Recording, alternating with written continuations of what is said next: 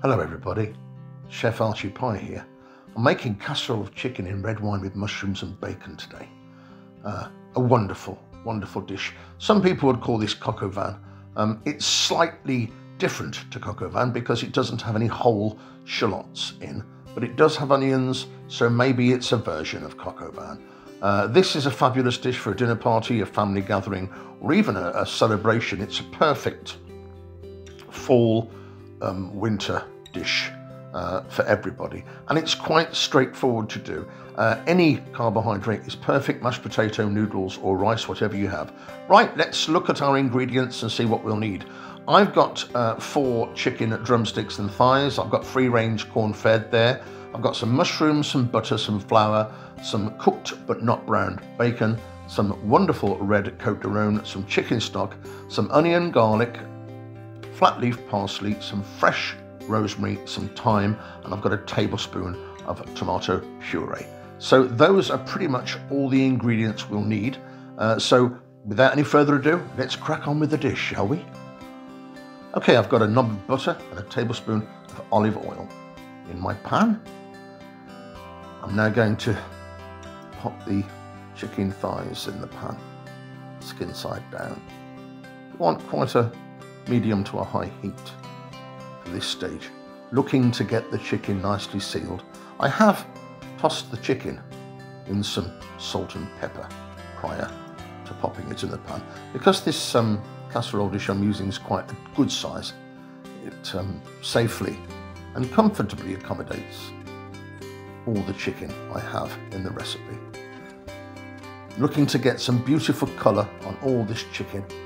The more colour we get, the better the flavour at the end. A good indicator for me is when there are no raw parts of the chicken visible, it's sealed adequately. So once it's sealed nicely, let's reserve the chicken, pop it on a plate, pop it to one side, and then we're going to cook the sauce.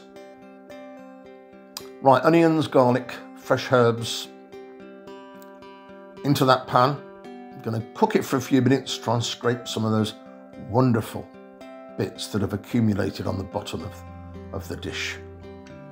The chicken has obviously helped to put that lovely flavour. After about 3 or 4 minutes of cooking the onions and the garlic and the parsley and thyme and rosemary, we can pop in the bacon. We've cooked this, but it hasn't been browned.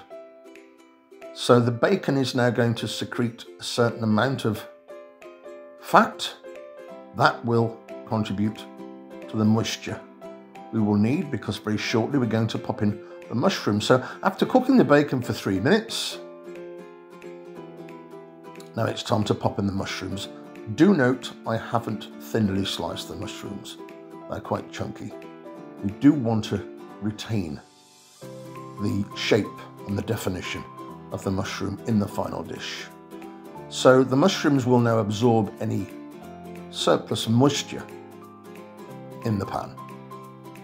After giving those a few minutes, I do believe it's time, or very close to being time, to throw in the good stuff. Okay, beautiful. Here we are. Let's put in a half a bottle of a very nice French Côte de Rhône.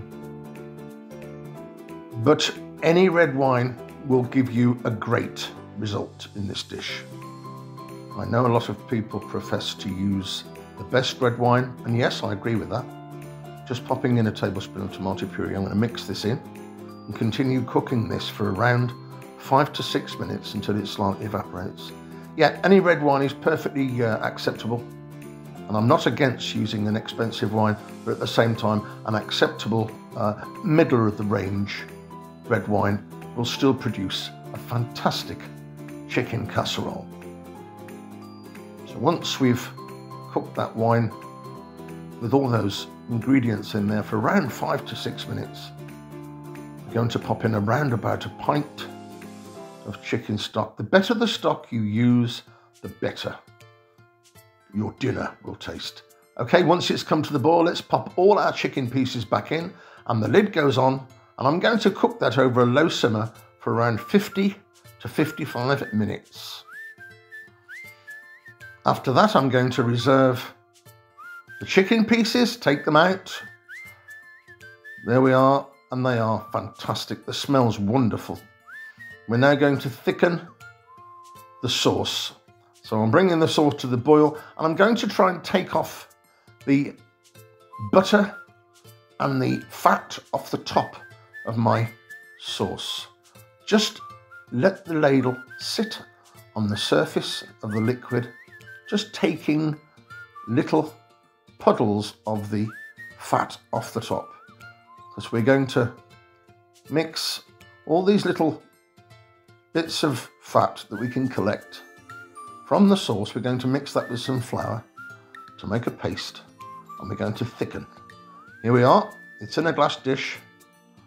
I'm going to whisk it through, whisk it quite thoroughly until it's pasty and lump free. And then I'm going to pop it into my sauce.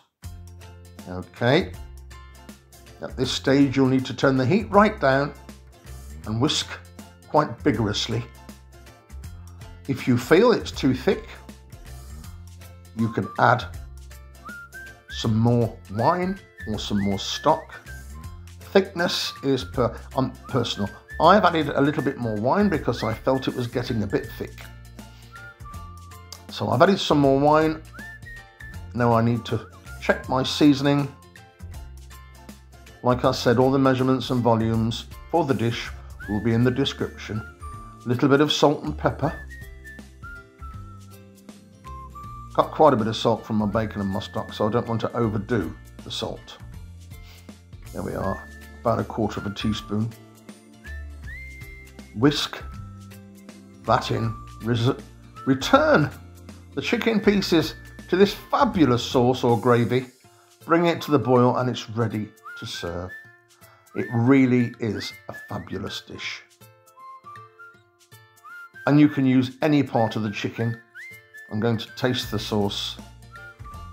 And yes, you guessed it, it's perfect. There we are, folks. There you have chicken casserole with red wine, mushrooms, bacon, fresh herbs. Serve it with whatever you fancy. And I can tell you, this tastes as good as it looks.